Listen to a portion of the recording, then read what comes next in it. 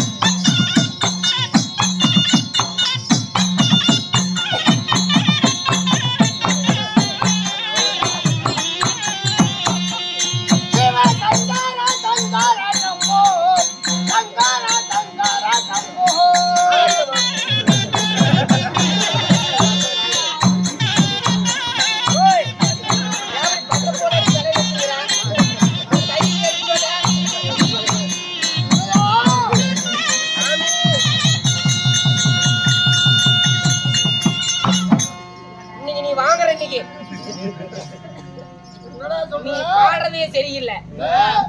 பாலு பானத்தை நீ நம்பாத. நாளை பாடையில் போகையில் கூட வராது. அது வருதாப்பா? வரதில்ல. கரெக்டா பாடுறேன்.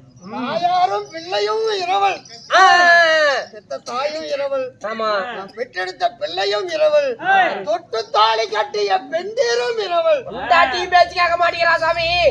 ஆமாப்பா, அதான் சொன்னேன். எல்லாமே இரவல் தான். எல்லாமே உங்களுக்கு தெரிய மாட்டேங்குது. பரவாயில்ல. சிசையா, சீராக நிறைந்திருக்கும் தெய்வச்சபை உண்மைதான் சாமி. சபையின் முன்பதாக ஆனா பிறந்த அப்பமார்களும் பெண்ணாக பிறந்த அரும்பெரும் தாய்மார்களும் கடல் சூழ்ந்திருக்கிறார்கள். இந்த வந்து நீ படிக்காமே பாசு. ஒரு சுறுசுறுப்பு இல்லாம எப்படி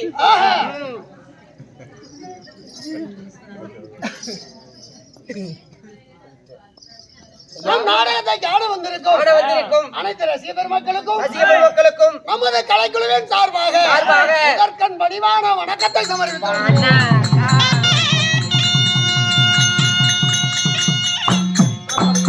அப்படி இருப்பினும் சாமி, உன்னையும் சரி என்னையும் சரி, ஆமாங்க ஆமாங்க, அந்த கலைஞர்களையும் இனி வர இருக்கும் கலைஞர்களையும் ஆமாங்க கௌரவப்படுத்திய ரசிக பெருமக்களுக்கும் நமது கலைக்குழுவின் சார்பாக பணிவான நன்றியை சமர்ப்பித்துக் கொள்கிறோம். இருப்பினும் ஐயா, இன்றைய தினம் நாம் நடத்தக்கூடிய நாடகமோ அற்புதமான நாடகம். வேதங்களில் 5ஆம் வேதமாக விளங்கக்கூடியது ஸ்ரீ மகாபாரதம். அந்த மகாபாரதத்திலே ஒரு பகுதி சரோஜா கல்யாணம்.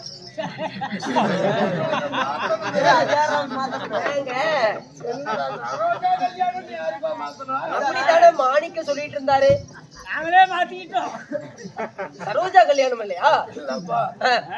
அதாவது சகுந்தலை திருமணம். சகுந்தலை திருமணம் இல்லையேன் பரதன் பட்டாபிஷேகம். இல்லையேன் பரதன் பட்டாபிஷேகம். பரதன் பட்டாபிஷேகம். ஆமா, இப்படி சொல்லக்கூடிய நாடகத்தை சரிங்க இங்குள்ள பெரியாருடைய விருப்பத்திற்காக அதாவது சகோதரி இந்து தான் சொல்லிச்சு. ஆமா, எப்படி அந்த அரைச்சமாவே ஏன் அரைச்சிக்கிட்டு இருக்கணும்? வழக்கமா எல்லாம் அதே நாடகத்தை ஆடி இருந்தா பாக்குற ரசிகர்களுக்கும் ஒரு இது இருக்காது. அதனால புதுசா ஒரு நாடகம், இந்த நாடகம் நடத்தலாம்னா இந்த ஏரியாவுல யாரும் இந்த நாடகம் நடத்தல, யாருமே இந்த நாடகத்தொன்னு நடத்தல அப்படின்னு சொல்லிச்சு. எப்படி கூட்டப்பள்ளி கம்முற. சரிங்க, அதனால என்று நாம் நடத்தக்கூடிய நாடகம் இதுவும் மகாபாரதம் தான். என்ன சாமி சொல்றீங்க? அதாவது பாண்டவர்களுக்கு முன்ன பல தலைகட்டுக்கு முன்ன நடந்தது. இதுக்கு அவங்க பிறக்கிறதுக்கு முன்னாடியே பல தலைமுறைக்கு முன்ன நடந்தது. இந்த இதுல பிறக்கக்கூடிய பரதனாலதான் இந்த நாட்டுக்கு பாரத நாடே அவன் ஆண்டதுனாலதான் பாரத நாடு என்று பேர் வந்தது. பேர் வந்துச்சு. ஆமா, அதனால நாம் நடத்தக்கூடிய நாடகம் சகுந்தலை திருமணம். சகுந்தலை திருமணம் இல்லையேன் பரதன் பட்டாபிஷேகம் இப்படி சொல்லக்கூடிய நாடகத்தை இன்று நாம் நடத்தி கொண்டிருக்கோம். ஆமாங்க ஐயா. இந்நாடகத்திலே வந்திருக்கிறீங்களே யாரு? என் பெயர் என்ன? தெரியும் சுவாமி.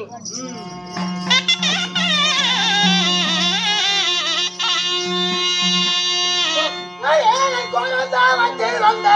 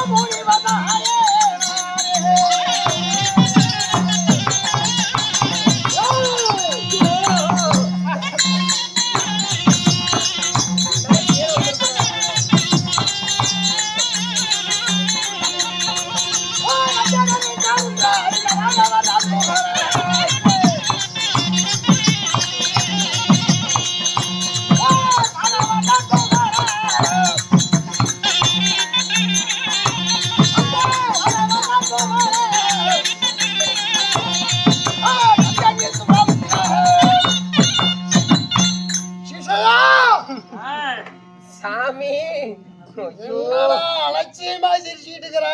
இல்ல சாமி, உன்னை பார்த்தாவே எனக்கு பயம் பிறக்குது. ஆஹா, பயமா இருக்குது. அப்படியா? சாமி, உங்க மீசை தான் எனக்கு ரொம்ப பிடிச்சிருக்குது. ஆ, ஆமாங்க.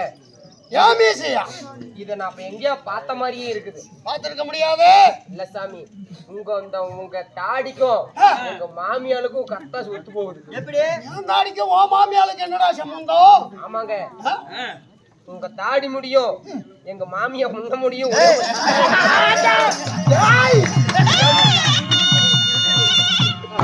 இந்த முடியும் சொல்லுங்க, கோவம் பண்ணாதீங்க. ஆஹா, சரி, நீங்களாவது கோவம். பார்த்தா உனக்கு அப்படி தெரியுது. நேத்து தண்ணி ஊத்திக்கும் போது பழிச்சு காட்டுற மாதிரியே இருந்துச்சு. பார்த்த சாமி, என்னடா அது அதே மாதிரி இங்க இருக்குதுன்னு. நல்லா இருக்குது. ஒன்னு கவனிக்கிறா. சரி சாமி, பேச மாட்டேன் பேச மாட்டேன். ஆஹா. இருந்தாலும் ஏய்! நீங்க யாரு? என்னுடைய பேரோ விஸ்வாமித்திரா.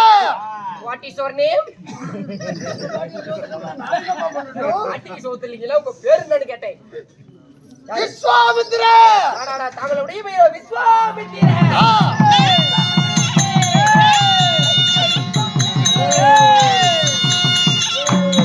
அப்படி என் பெயர் விஸ்வாமித்திரராக இருந்தாலும் நீங்க ஒரு முனி. முனி அல்ல, முனியும் இல்ல. நீங்க ஒரு முனில. முனிவர். ஆ. ஐயா, நான் பிறவியில எப்படி சாதுவாக ஒரு ஞானியாக பிறந்தவனா, இல்ல என் வாழ்க்கையில ஏற்பட்ட விபரீதங்கள் என்ன? ஏன் சாமி இப்படி பழனிக்கு பாத யாத்திரை போற மாதிரி இப்படி பிச்சைக்காரனாட்டு வந்திருக்கிறீங்க? என்ன நடந்தது? ஒரு சட்டை துணி இல்ல, ஒரு சட்டை போடல, நெத்தியில பட்டை, கழுத்துல ஒரு கொட்டை, கீழே 3 கொட்டை, 2 கொட்டை. ஏன் இப்படி சடைமுடி சன்னியாசியாக இருக்கிறீங்க? ஏய், இப்படி நான் முற்றிலும் துறந்தவன். முற்றிலே திறப்பீங்களா? துறந்தவன். என்ன சாமி சொல்றீங்க? பூட்டு பீரோ.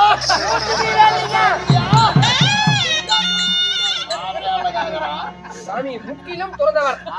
மண்ணாசை, மனையாசை, பொன்பொருள் ஆசை, இனப்பந்துகள் ஆசை, இதையெல்லாம் திறந்தவன் நீ. என்ன சாமி சொல்றீங்க? கூட்டிட்டு போய் விடுவான் சாமி, மண்ணாசை, மனையாசை, பொன்னாசை, பொருளாசை, பொருளாசை, இனப்பந்துகள் ஆசை, பந்துகள் ஆசை, இப்படி அனைத்து ஆசைகளையும் வெறுத்தவன் ஞானி. சாமி, நீங்க ஞானியா? ஞானி. உங்களுக்கு எதுவுமே பிடிக்காதா? சை, பெண், பொன், அறவே பிடிக்காது. மாமிசம், சை, இல்ல சாமி, சேங்கட பிடிக்குமா பிடிக்காதா? பிடிக்காது. நிஜமா உனக்கு மாமிசம் பிடிக்காது? ஆஹா, அப்புறம் நேத்து வரும்போது இளமலியில பன்னிக்கறி வாங்கி தின்னுட்டு இருந்த. போடுறது சாமி வேஷம், திங்கிறது பன்னிக்கறியா?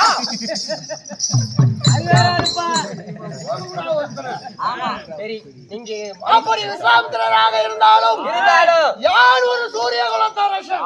நீங்கள் ஒரு சூரிய குலத்தரசன் ஆகட்டுங்க. காதி தேசத்து அரசனுக்கு மகனாக பிறந்து அந்நாட்டை, ஜாதி நாட்டை எக்குறையுமே இல்லாமல் தோடு வாழ்ந்திருந்தோம். இருந்தீங்க. அப்படி வாழ்ந்திருக்கும் போது எனக்கு பிள்ளைகளா 100 பேர்கள்.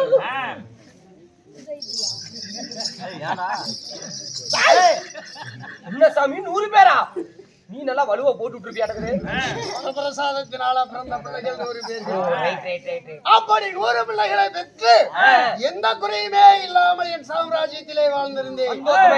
அப்போ என்ன நடந்தது? எங்க போனோம் தெரியுமா?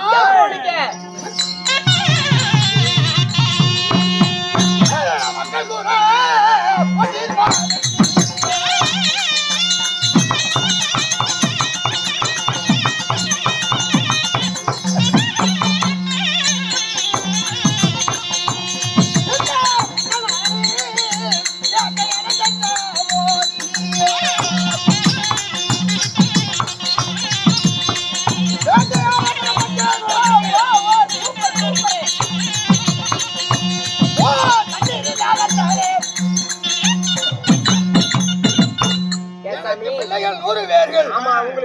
பிள்ளைகள் வேடர் வளைஞர் வெள்ளேர் என்று சொல்லக்கூடிய அனைவர்களையும் அழைத்துக் கொண்டு ஒரு நாள் வேட்டையத்தமாக வனத்துக்கு போனேன். வனத்துக்கு போறீங்க 100 பேர்த்தி கூட்டிட்டு. ஆமா சரிங்க.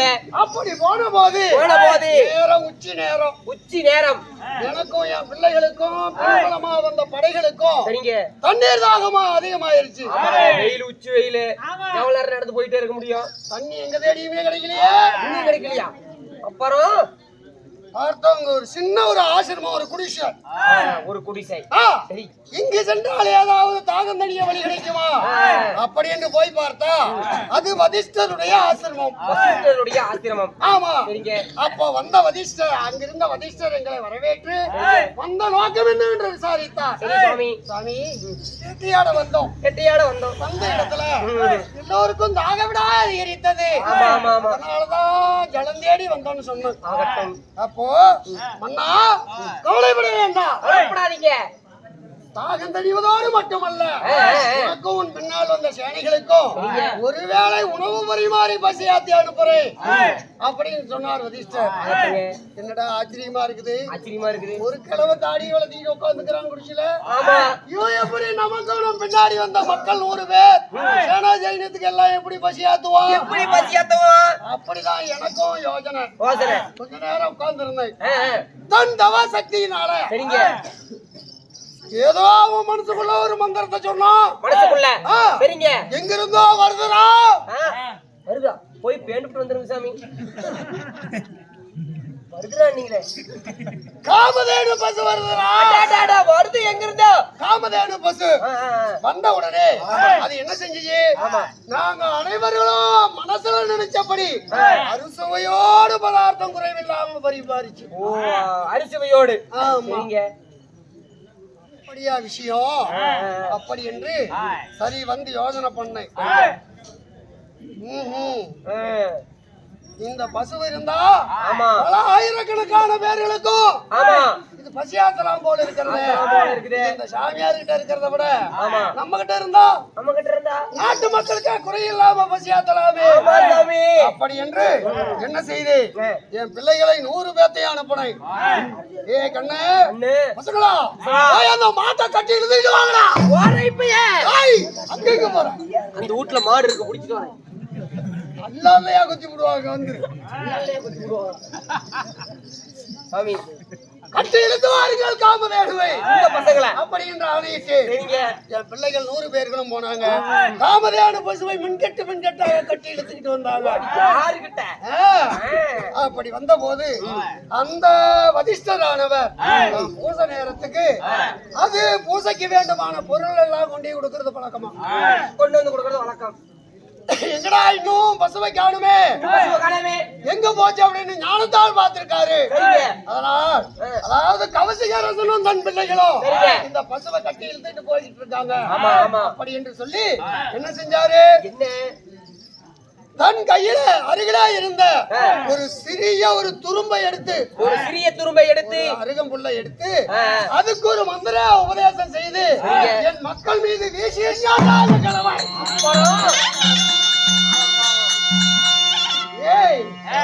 நான் ஆடாளக்கூடிய வேந்தனாக இருந்தும் சேனாஜரிகள் மறைபட்டாளத்தோடு நான் இருந்தோம் நான் பெற்ற பிள்ளைகள் அச்சமே காப்பாற்ற முடியாமல்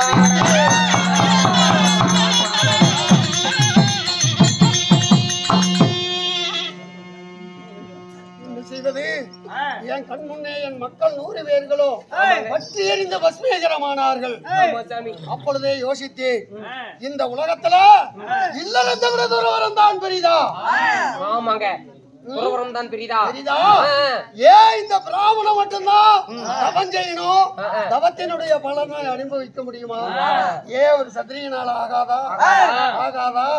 அப்படி என்று உடனே பின்னாடி வந்த மந்திரி பிரதானிகளிடம் என் கனையாளி மோதிரத்தையும் ராஜ உடைகளையும் கலைந்து கொடுத்து அனுப்பிவிட்டு அன்றே தவவேடம் பூண்டு வனத்துக்கு வந்தேன். தவன் செய்ய வந்துட்டீங்க. பல ஆண்டு காலமாக பல தவங்களை செய்தேன். ராஜரிஷி என்ற பட்டமும் பெற்றேன். ராஜரிஷி என்ற பட்டமும் பெற்றீங்க? ராஜரிஷி பட்டமும் பெற்று என்னை கண்ட மாத்திரத்தில் தேவதேவர்களும் சற்று தலை வணங்குவார்கள். நானும் சந்தேகப்பட்டேன். சரியா போச்சு. எப்படி? நானும் எல்லா அரிசியும் கேள்விப்பட்டிருக்கிறேன். பச்சையம்மன் பிராண்டு, சீரக சம்பா, அது என்ன ராஜ அரிசி, நல்லா இருக்குமா சாப்பாடு?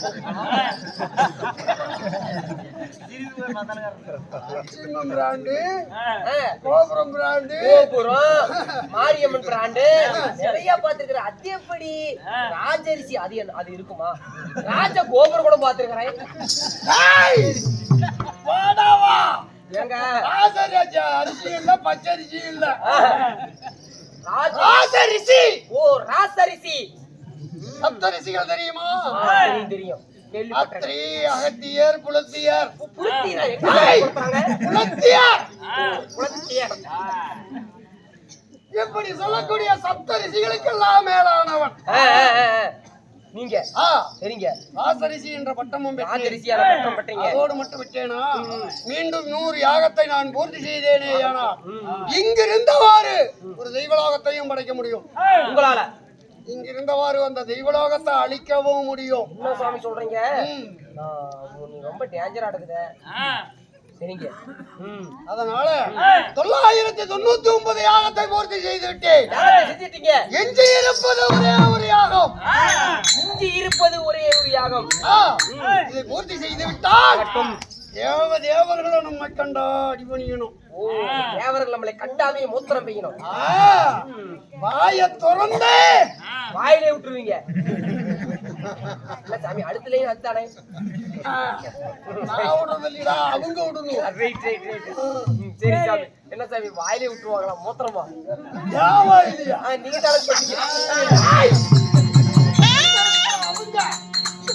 நல்லா போய் உட்காந்துட்டு வா சாமி. நல்லா போ. நான் வந்து தூக்கிட்டு போட்டுமா? அவங்களுக்கெல்லாம் இன்னைக்கு நான் காவல். காலையில வீட்டுக்கு போற வரைக்கும். சரிங்க. இன்னைக்கு இருப்பது மீதி 1. தவவனத்துக்கு போறோம் என்று தவம் செய்ய ஆரம்பிக்கிறோம். உங்களை விட நான் பயங்கரமான பக்திக்காரன் சாமி. பயங்கரமா தவம் செய்வேன். என் தவத்தை பத்தி உனக்கு தெரியாது. பக்கத்தான போறேன். 5 புலன்களையும் அடக்க வேண்டும். நானும் 5 புலனையும் அடக்கி வச்சுக்கிறேன். ஏன் அப்படி பாக்குறீங்க? நீங்க தான் 5 புலன் ஒண்ணீங்க. ஒண்ணுதானே இருக்கும். 5 புலன்கள். ஓ, 5 புலன்கள். காது இருக்குதே, காது. காது. இதுல கேட்கக்கூடிய ஒவ்வொரு வார்த்தையும் அந்த சிவனுடைய திருநாமமாக தான் இருக்கணும். வேற வார்த்தையவே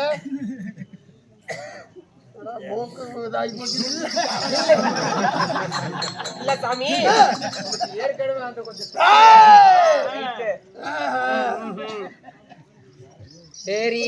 இந்த மூக்கு இருக்கிறதே, இதில் சுவாசிக்கக்கூடிய வாசம் ஒவ்வொன்றும் திருநீரனுடைய வாசமா தான் இருக்கணும். பட்டிட்டிங்கிறீங்க போயிட்டு வந்து போட்டது இதுல. அப்புறம் கண்ணு இருக்குதே, இந்த கண்ணு பார்க்கக்கூடிய ஒவ்வொரு காட்சியும் அந்த சிவனுடைய திரு உருவமாக தான் தெரியணும். இந்த கண்ணா? இந்த 2 கண்ணான்னு கேட்டேன். அப்புறம் வேற வேற இந்த வாய் இருக்கிறதே, உச்சரிக்கக்கூடிய ஒவ்வொரு வார்த்தையும் சிவனுடைய திருநாமமாக தான் இருக்கணும்.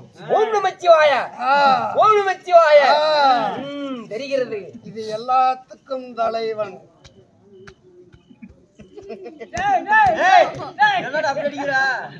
சாமி, உங்களுக்கு பேஸ்பட்ட ஸ்டாக் பாடி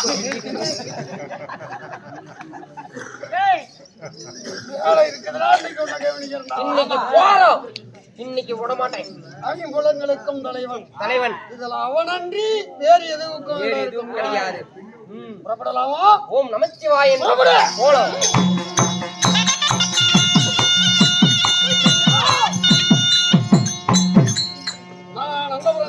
அந்தப்புறம் சென்று குளித்து நீராடி. குளித்து நீராடுகிறீங்களா? எல்லாரும் குளித்துதான் நீராடுவாங்க. நீங்க குளித்து நீராடுறீங்க. குளித்து நீராடி. சாமி, நீ சொல்றதெல்லாம் என் காதுல ராங்கா கேக்குது. கொஞ்சம் தெளிவா என் காதுல உழுவுற மாதிரி அடிச்சு சொல்லு. அடிச்சில்ல. நான் தவம் செய்ய உடனே புறப்பட்டு வருகிறேன். ஆகட்டும். அதற்குள்ள நான் வரத்துக்குள்ள போறா புலித்தோல. யார சாமி குடிச்சு வர்றது? நானு ஆசானம். ஆமா, போறேன்.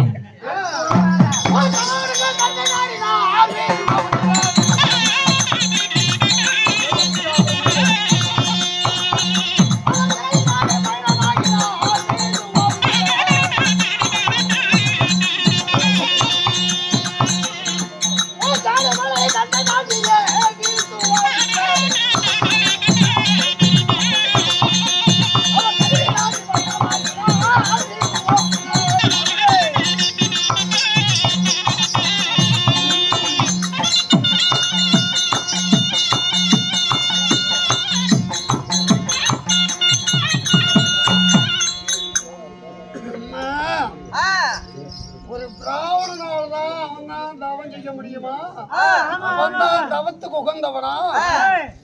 ஒரு சத்திரியனால் ஆகாதா? முயன்றால் முடியாதது உலகத்துல எதுவுமே இல்ல. இன்று யாகத்தை பூர்த்தி செஞ்சிட்டா நம்முடைய எண்ணம் ஈடேறும். ஏய் சிஜயா,